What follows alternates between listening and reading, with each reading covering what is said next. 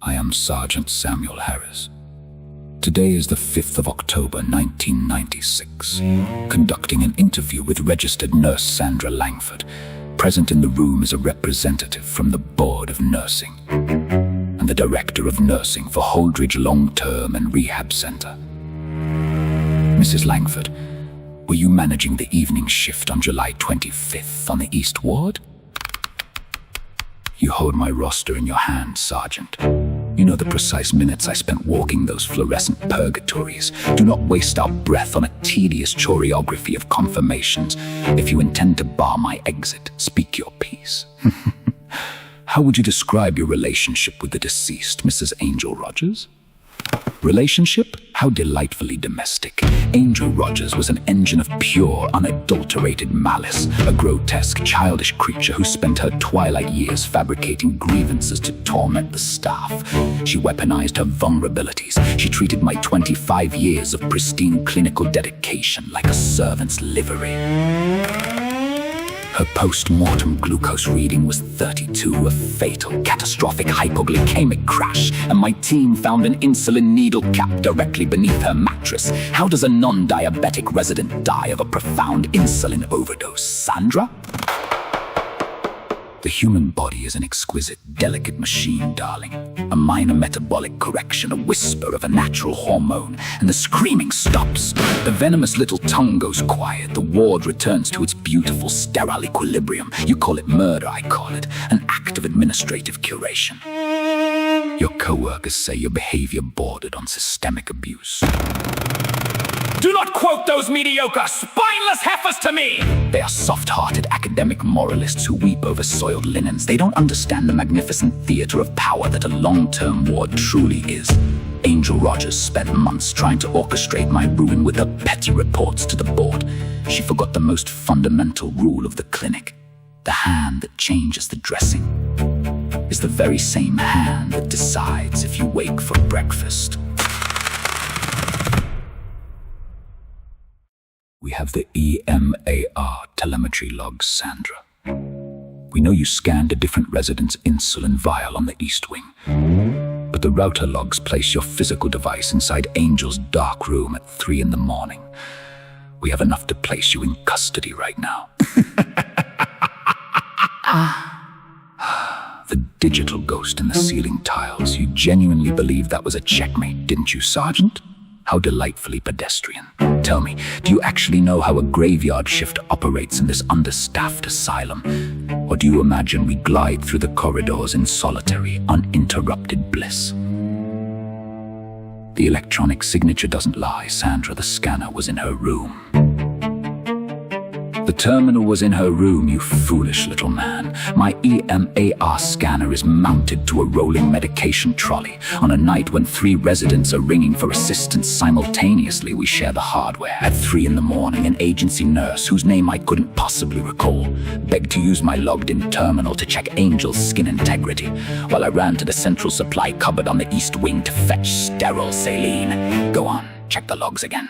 Look at the sheer volume of floor alarms ringing at 3 past midnight. Look at the systemic negligence your budget cuts have forced upon us. If a piece of plastic connected to a router in Angel's room, it is because your broken system forces us to leave our workstations exposed just to keep these people breathing. You don't have a killer, Sergeant. You have a chaotic ward, an unlogged agency worker, and a mountain of reasonable doubt. Now, are you going to charge me?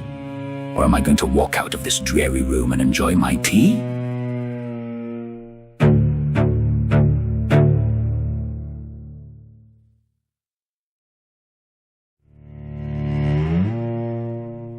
Sit down, Sandra. Do not dare lecture me on my budget when you are standing over a corpse. Mind your tongue, Evelyn. No, I am quite finished protecting you. You think you are the only intelligent woman in the facility. You think the rest of us are too pedestrian to understand how our own security works. Sergeant Harris, let me clarify how my facility operated on July 25th. Our EMAR terminals do not merely log into a shared shift. They are biometrically locked to the individual nurse's unique identity code. To process a drug, the terminal requires a secondary reauthentication code every 15 minutes. There was no anonymous agency nurse, Sandra. The EMAR logs show your personal, unique reauthentication PIN was entered directly into that keypad inside Angel's bedroom at precisely 3:12 a.m.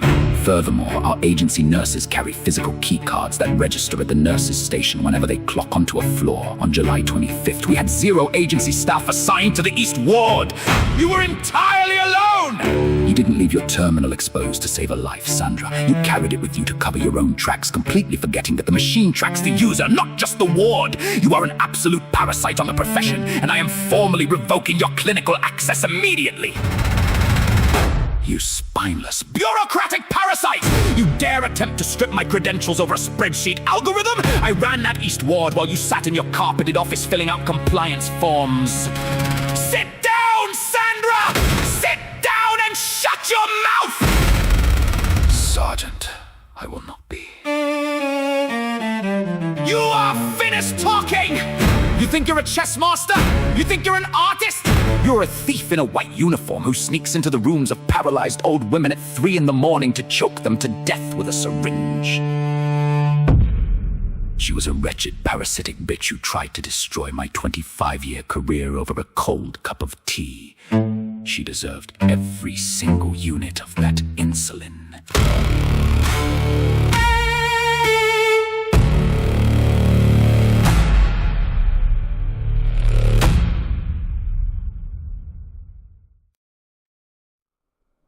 There it is. The absolute, unvarnished truth. Thank you for confirming it for the tape. You set a trap. No, Sandra, you set the trap and you walked right into it. You think you left a clean crime scene? You think there are no fingerprints on that orange plastic needle cap we found wedged under the mattress? You are entirely correct, there are no prints. Because when you were in that dark room, you didn't want to leave clutter on her overbed table. You meticulously slipped the needle cap deep beneath the edge of her mattress to hide it out of sight while you worked. Except your rolling scanner beeped an error code or someone walked past the door. And in that one split second of technical distraction, your absolute arrogance blinded you. You walked out of the room, leaving the cap exactly where you carefully tucked it. But you forgot one crucial thing when you hid it under that mattress. When you uncapped that syringe moments earlier, you didn't use your gloved hands. You popped the cap off using your teeth to keep your hands free.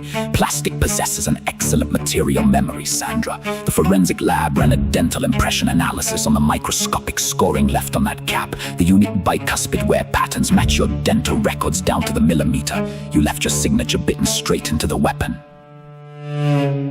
That miserable, pathetic little machine. Even in the dark, the technology conspires to create administrative noise. Sandra Langford, you are under arrest for the first-degree murder of Angel Rogers. Hands behind your back right now. Do not look so proud of yourself, Sergeant. You didn't outsmart me. A glitching keypad and a piece of soft plastic caught me. You are still just a pedestrian holding a pair of chains.